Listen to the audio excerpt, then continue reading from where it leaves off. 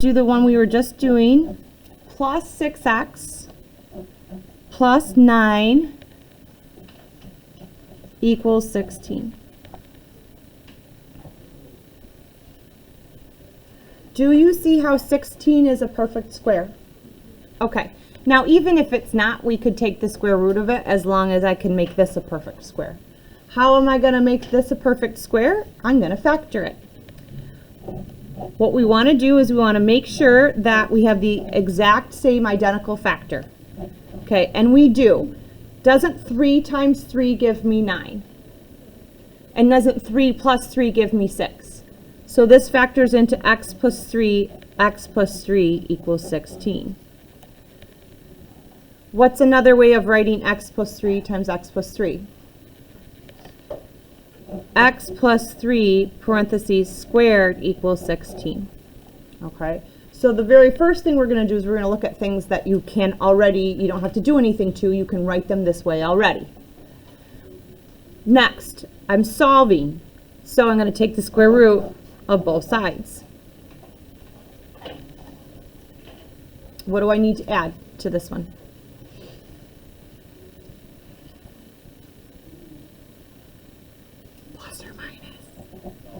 Plus or minus is right. Okay, so the square root undoes this. We have x plus 3 equals plus or minus 4. Would you all solve those two equations for me?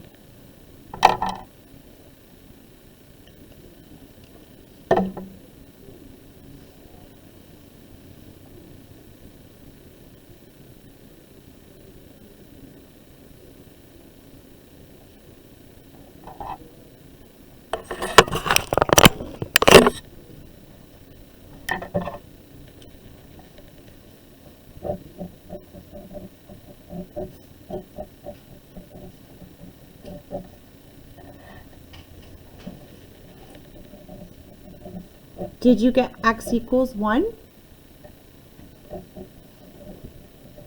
X equals negative 7. Okay. All right. Let's try another one where I give you something that can be written as a quantity squared.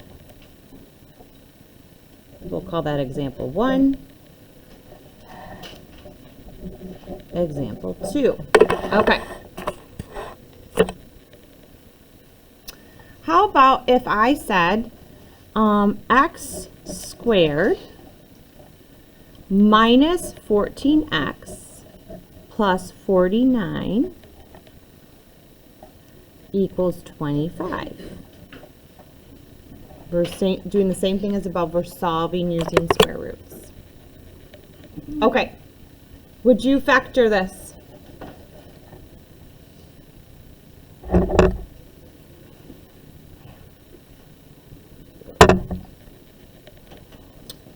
It's helpful to realize that this is a perfect square. In other words, what multiplies to be 49? 7 and 7. That also adds up to be 14. How would I make it a negative 14? What's that? But 7 plus 7 gives me positive 14. I want it to be negative 14. Minus, minus. This factors into x minus 7, x minus 7. I'm going to say to you guys today, if you want to skip this step and go right to the next step, how am I going to write x minus 7 times x minus 7? X minus 7 squared. If you want to go right from here, because you're recognizing it to here, that's fine. Okay, we just did one. So tell me what to do next.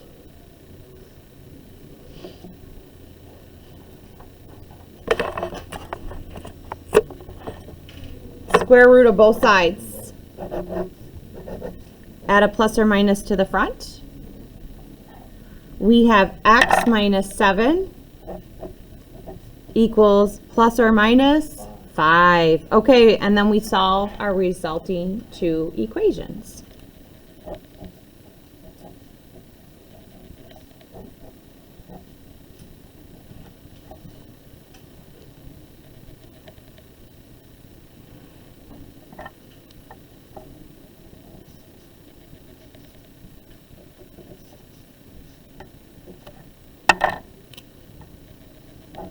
For this one, I get x equals 12.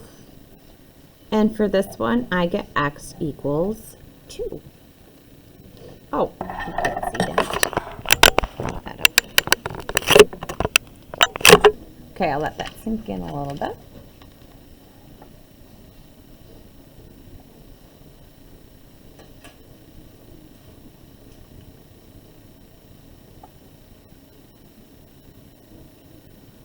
Okay.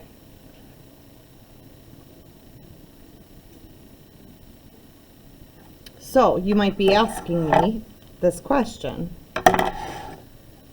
This I could factor like that, right? This one I could factor like that. Can you factor everything like that? No. So how can I use that process when I give you something that isn't perfect squares on both sides? That's what we're going to do for completing the square. So I'm going to show you how to make something like this so that I can write it as a quantity squared. Okay, so we'll do two examples like this and then we will practice. So I want us to solve these next ones by completing the square. Notice on the last one I said solve by using square roots, and so what that kind of tells you is you don't have to do this process. You can go right to factoring and taking the square root.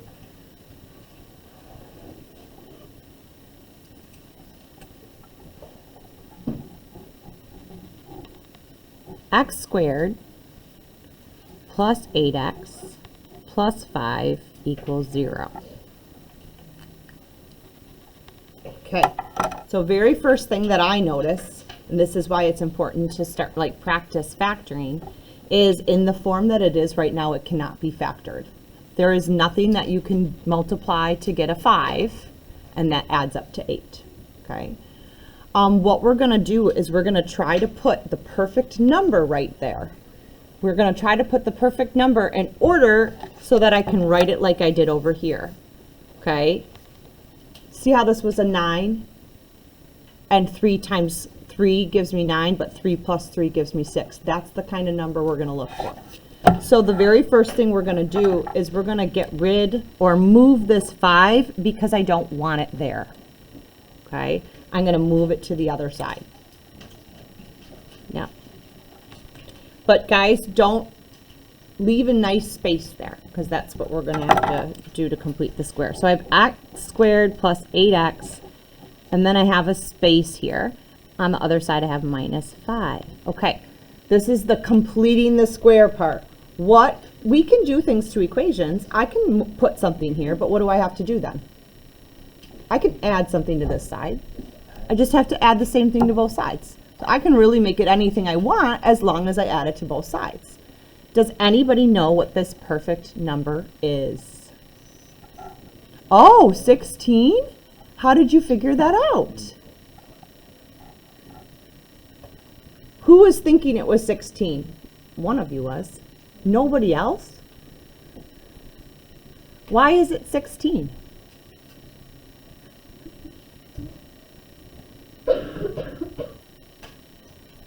What number multiplied times itself is 16? 4. Isn't 4 plus 4 give you 8? So a real easy way you can do this is you can take this term right here, which is an 8.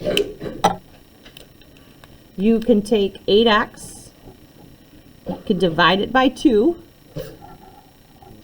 and it's 4x, which means this has to be a 4.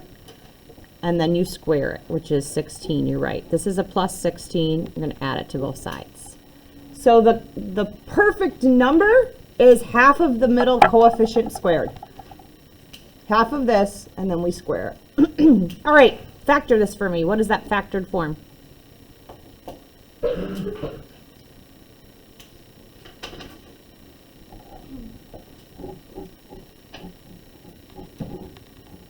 X plus 4 times x plus 4 or x plus 4 squared? What's on this side now? Yeah.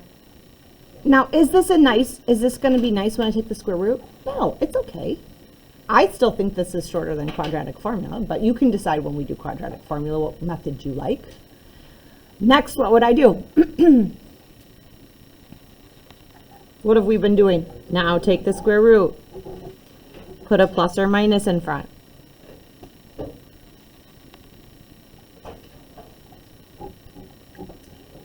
Hey, who has a calculator handy?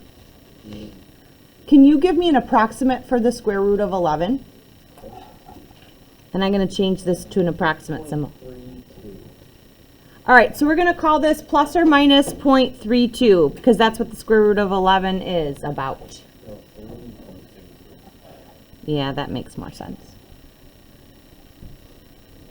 Now what?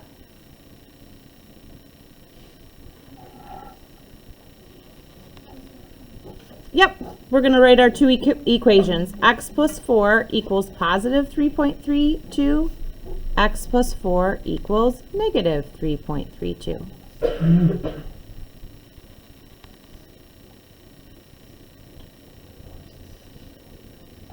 No, it's not nice. Math's not always nice numbers.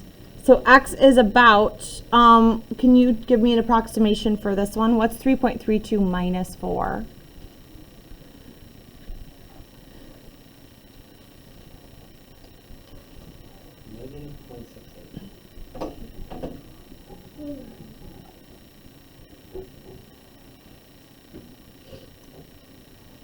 And then negative 7.32 for that one.